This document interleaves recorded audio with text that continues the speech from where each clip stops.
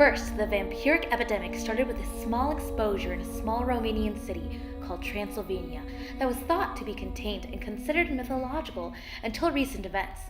Could the ancient myths and tales of folklore of vampires actually be coming back to life? Breaking news! A student was murdered on Monday night of Dead Week at the University of Nebraska at Kearney. The victim was walking back with a friend from the library when they were violently attacked, and the victim died due to loss of blood. The victim's autopsy found very little blood left in the body and bite marks on the neck. University and law enforcement officials are on the case.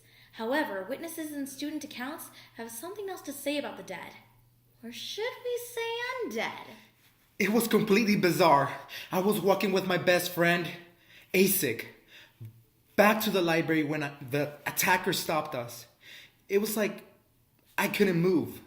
I could not focus when all of a sudden he attacked and the murder bit his neck and there was blood everywhere. I immediately knew that it was a vampire, you know? I tried to peel him off, my friend, but when he didn't, he budged. I turned the flashlight on my phone and he screamed. But then he threw me back a couple 100 feet away and I found myself passed away. And I found myself in the College of Education. It's like he had superhuman strength. And he was so fast. When I came back, my friend was dead. He was dead. I still can't believe it. Some people are gonna think I'm crazy, but I don't care. The murderer was a vampire. Vampires are real people. Vampires are here in Kearney, Nebraska. The vampires are here, so you better watch out. As skeptical as people are, many are confused as to why vampires would be in local Kearney, Nebraska. We turned to local authorities and scientists to answer these questions. We've been studying the victim's body through the autopsy and the witness's account of the attack. It does sound abnormal, but we are not ruling anything out.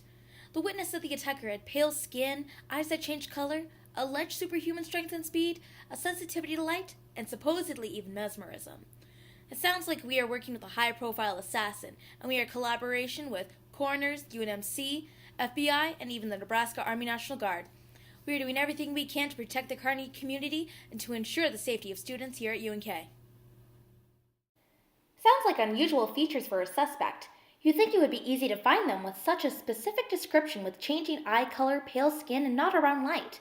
But is it really a high-profile assassin, or the undead coming back to take its next meal with a side of student death? Vampires have been in folklore for around the world for hundreds of years, many with different characteristics and features. However, this vampire or assassin who only attacks at night may just have polymorphic light eruption. Polymorphic light eruption happens when someone is exposed to the sun or light, and breaks out in a hardened blotchy rash. This could also correlate with the myth that vampires cannot see the sun without having a burning sensation or feeling like they're on fire, in some versions. Another condition that could explain the vampire's change of eye color is herpetic eye disease. In a lot of folklore and media, a lot of vampires, their eyes change on feeding preferences and emotions. However, this can all just be explained by herpetic eye disease, a strain of herpes type 1, and it just causes the cornea to swell up and become really red and kind of painful. Think Nosferatu, but with bright red eyes. When this happens, there's more energy called ATP, or adenosine triphosphate, to sustain the muscle contraction, and more energy to sustain that. This would allow humans to seem like superpowered individuals like vampires, as when the body breaks down sugar molecules or glycogen, epinephrine is secreted and our bodies are able to breathe and move more to allow and produce more quick and huge amounts of muscle use. This can also be seen in Shan's book, The Vampire's Assistant, Book 2, and others parts of folklore, where vampires are able to lift their body weight and more, and are able to fight creatures much larger than themselves. An explanation for the vampire's pale skin would be peripheral artery disease, where there is reduced blood flow throughout the body so that the skin appears very pale and sometimes even purple. When this happens, there is not enough blood flow, so those with peripheral artery disease will feel cold to the touch and will have noticeably colder skin. Those who have undiagnosed peripheral artery disease may have thought they were a vampire because of the cold, pale skin that is normally attributed to vampires. High-profile assassin or vampire? That is the question. However, with these plausible diseases, it's pretty clear that there's no vampires around here in Kearney. Probably just some stressed-out college students. So keep going to work, studying for finals, and keep going out on dates.